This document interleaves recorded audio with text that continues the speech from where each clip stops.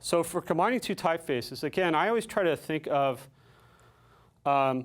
picking typefaces, and we're from Los Angeles, so we were in the kind of the film community.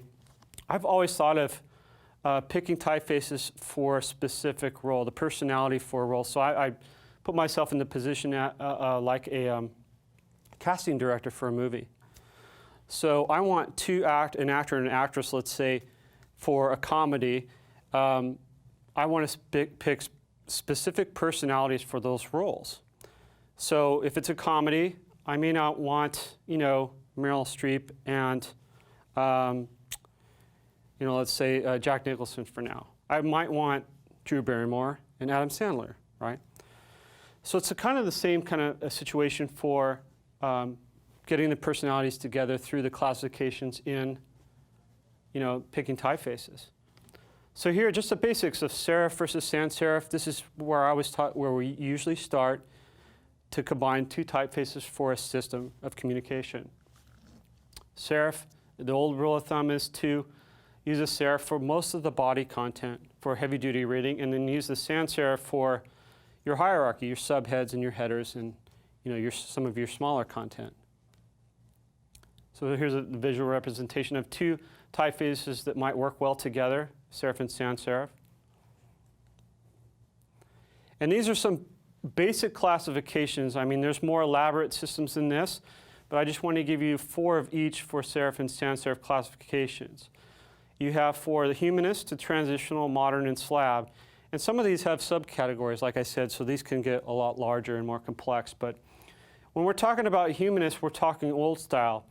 And it looks a little bit more brush-like, the strokes to the thin and thin contrast. If it looks like the apex of the A looks more like a brush style, it's kind of, not always, but it's sometimes an indicator that it's a humanist. Transitionals are a bit more refined, a little larger in size, easier for reading, right? Some of them have a less thick to thin weight contrast. And these are really a good category for if you want your type to be really large and easy to read. Modern typefaces, there's a lot in there, and I'll give you some, on the next slide, I'll show you some examples of typefaces. But this example of Dito here is you have even more contrast and might necessarily not have brackets on the serifs, okay, depending on the typeface. And then slabs have become, last decade here, have become increasingly more popular because they operate, or in design, are more like a sans serif where you have very little weight contrast, but then they have these like thick serifs on them. And this is one example here. So here are some, kind of some general examples of typefaces in their classifications.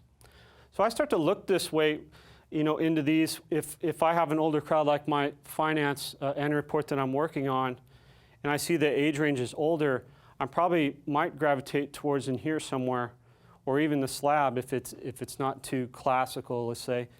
If the crowd is a little bit more rooted in tradition, let's say, I might want to stick up here in transitional rather than maybe a fledgling VC company or something that's a little bit more contemporary. I might slide down here to the slab area where it's a little bit more contemporary.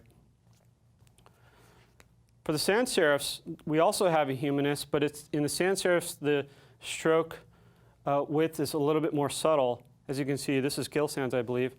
And so the thick and thin, the contrast is very close to each other. It's very subtle. Then you have your Gothics and your grotesques, and the grotesques actually have 2. It's spelled with a Q-U-E, and it also spelled with a E-S-K as well. I don't know if you guys know that. But, and then you have, of course, the geometrics. And a lot of times in serifs as well, you want to note, well, this is easier to see with sans serifs, but the allographs that are here, you have 2 types of A's here. For the lowercase a, you have a 2-story or double-story and a single-story A. Geometrics it's kind of characteristic of those. And also the pointed apex on the A as well. But these are just some characteristics of those classifications. And here's some of the typefaces within those categories. Gill sans and Harriet up there at the top. And then a lot of your Gothics like Franklin Gothic and News Gothic.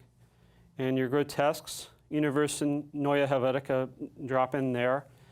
And the geometrics have become more popular the last decade, I would say, here because they're really large, Gotham especially, Interstate as well, and they're easy to read on the web.